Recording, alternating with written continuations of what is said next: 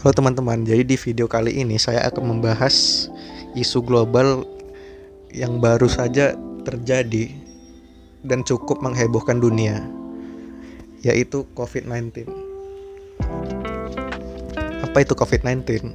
Coronavirus Disease 2019 atau COVID-19 adalah penyakit menular yang disebabkan oleh SARS-CoV-2, salah satu jenis coronavirus. Penderita COVID-19 dapat mengalami demam, batuk kering, dan kesulitan bernapas, dan juga gejala-gejala lainnya. COVID-19 sendiri merupakan penyakit menular yang dapat menyebar melalui percikan dari saluran pernafasan yang sering dihasilkan saat batuk dan bersin. Jarak jangkauannya biasanya hingga 1 meter, dan virus ini dapat menempel di benda namun tidak akan bertahan lama di udara. Waktu dari paparan virus hingga timbulnya gejala klinis antara 1-14 hari dan rata-rata sampai 5 hari. Maka orang yang sedang sakit diwajibkan memakai masker guna minimalisir penyebaran virus ini. Dan penyebab pastinya virus ini belum diketahui. Namun diketahui virus ini disebarkan oleh hewan dan mampu menjangkit dari satu spesies ke spesies lainnya, termasuk manusia. Diketahui virus ini berasal dari kota Wuhan di Cina dan muncul pada Desember 2019. Gejala COVID-19 ini, gejala ringannya adalah seperti demam, batuk, dan kesulitan bernafas. Dan gejala dapat berkembang menjadi lebih berat lagi. Bagaimana sih cara mencegah COVID-19?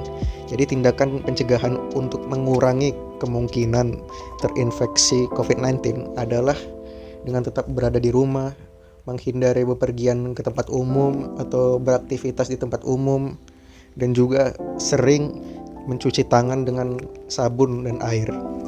Dan juga mengikuti protokol kesehatan yang ada saat ini.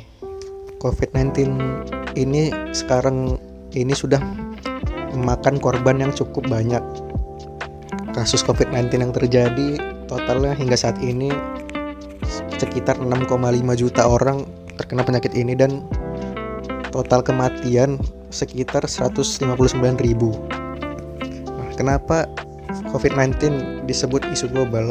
Karena adanya pandemi COVID-19, kegiatan logistik, pariwisata, dan perdagangan terkena dampak yang cukup besar dari wabah virus corona ini. Hal ini mengakibatkan larangan sejumlah pemerintah untuk melakukan perjalanan ke luar negeri dan penutupan beberapa sektor pariwisata akibat dari kurangnya wisatawan mancanegara. Dan dampak sektor perdagangan, khususnya ekspor dan impor bahan baku dan barang modal produksi turun. Barang langka dan harga barang terus meningkat sehingga menimbulkan inflasi dan kenaikan harga barang yang disertai penghasilan yang menurun merupakan kondisi fatal daya beli masyarakat. Jadi wabah COVID-19 atau pandemi ini bukan hanya sekedar penyakit yang mempengaruhi kesehatan, namun juga dampak secara ekonomi. Nah, apa sih peran pekerja sosial di dalam pandemi COVID-19 ini? Nah, COVID-19 ini selain berdampak kepada fisik dan ekonomi, juga mempengaruhi kesehatan mental yang dipicu oleh berbagai faktor, mulai dari ketakutan dan kepanikan terhadap besarnya potensi penularan COVID-19. Transparansi pemerintah dalam mengambil kebijakan yang belum membuat masyarakat merasa aman, pengisolasian diri dalam karantina yang membatasi interaksi sosial masyarakat secara langsung, terbatasnya alat dan tenaga medis, serta informasi simpang siur tentang COVID-19 yang beredar di masyarakat cukup membuat masyarakat panik.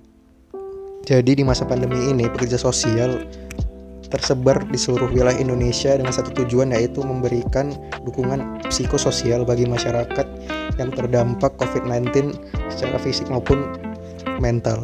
Nah, itu saja. Terima kasih telah menonton video saya. Saya harap video ini dapat menambah pengetahuan dan wawasan teman-teman sekalian tentang COVID-19 dan lain sebagainya.